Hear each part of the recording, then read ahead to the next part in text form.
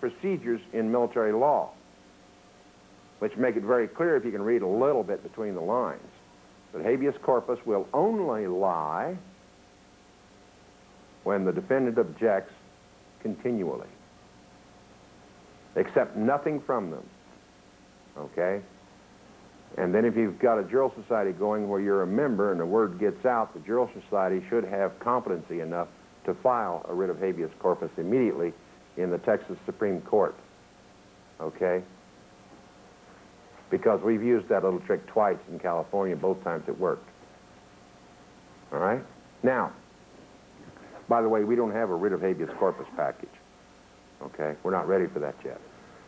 The point is that once you've committed some act whereby you're brought before the court involuntarily, your only out is an objection, all right?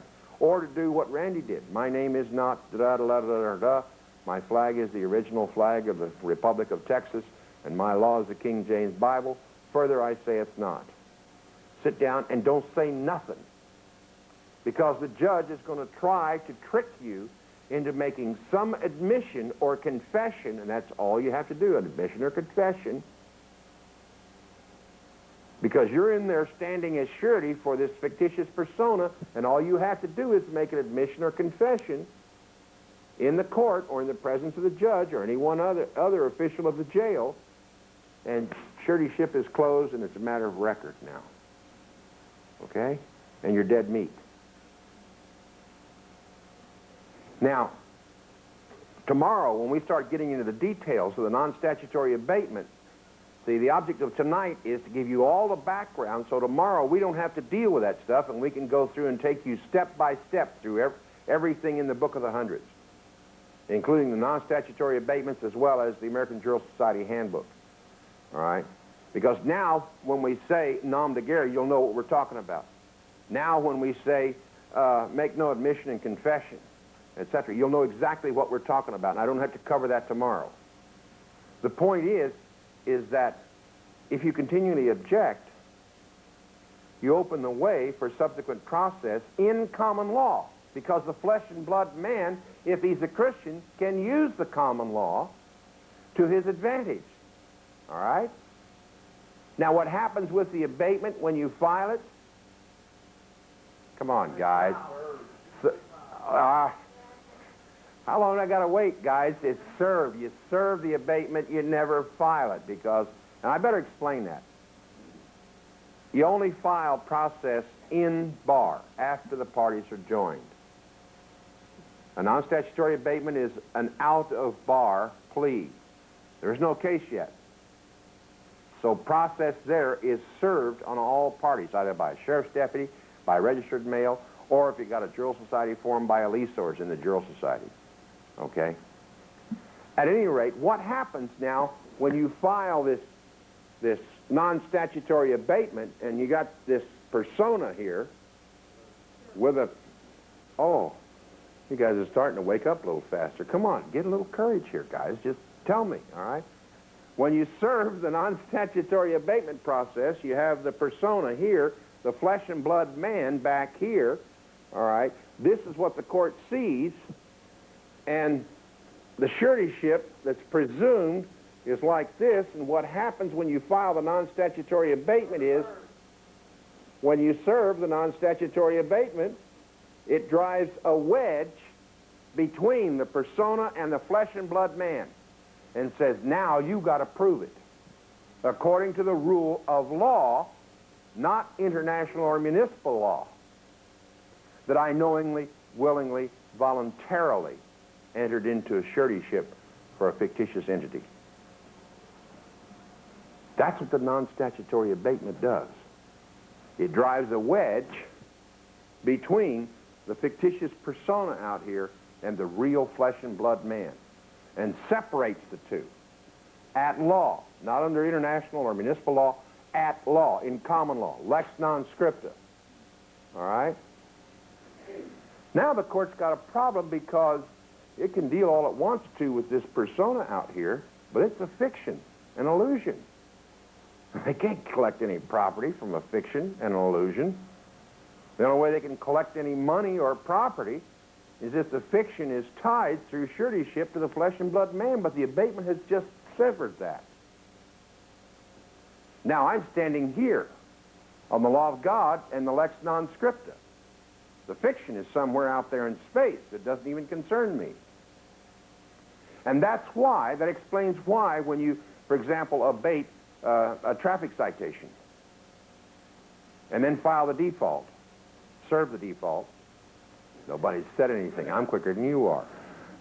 When you serve the default, all right, that the warrant is pulled back from the field. The cop running out here on the highway doesn't know that there's a bench warrant issued for you anymore, because the bench warrant has been withdrawn to the dominions or the domain of the court.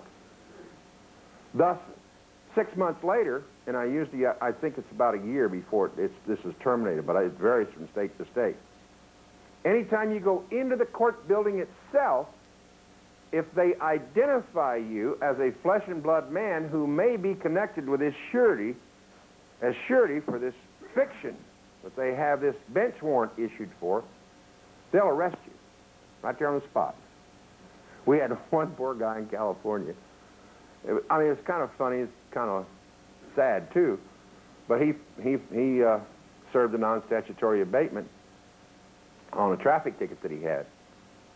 And about 5 months later, without thinking about it, he went into that same court in a subsequent divorce action with his wife. As soon as he stood up and stated his name, man, they walked over and, "Excuse me, sir, you're going to jail. We have a warrant for your arrest." And he protested and everything else, and then they showed him this bench warrant that had been issued for him. So he didn't realize, you know, and then after he got out of jail, he called him, he said, "What happened? I thought the abatement worked." Yes, it did work. It stopped all the process beyond the bounds of the military authorities' facility. All right? Out here in the hinterlands, there is no record of the warrant having been issued. But in their dominions, it always lays there to keep the persona from visiting the court again. All right? More importantly, it keeps the Christian man from visiting the court again, because we don't belong in their court. All right? Those courts are created, and Randy will bring this out when he gets into the definitions and everything else, which is in the next hour. We don't belong in their courts because all the definitions apply to not to Christians, but to non-Christians. All the codes, ordinances, rules, statutes, etc. People without a moral law, which means non-Christians, is what all these codes in the military jurisdiction is written for. That's why when I go serving a process of some kind, the first thing I do is write my name in upper and lower case.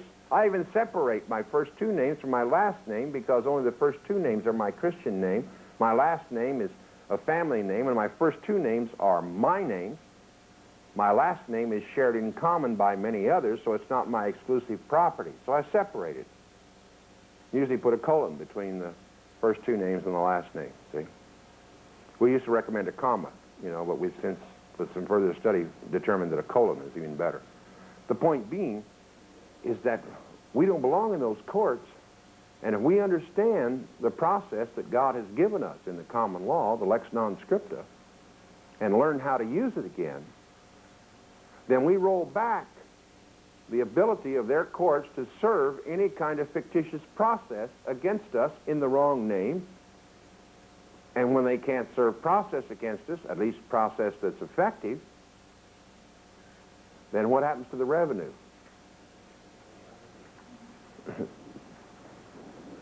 You know, it starts to drop significantly. I don't know how many times our abatement package has been copied and redistributed across this country. Some people have estimated as high as 25,000 copies. And that may very well be. I know Randy and I didn't see any of the money, but the point is that for a $25 abatement package, we've cost the United States government and the state governments and the counties and the cities across this country a pretty good-sized piece of change in the last year, and we intend to increase the numbers, because now, if the IRS ignores a lien or levy,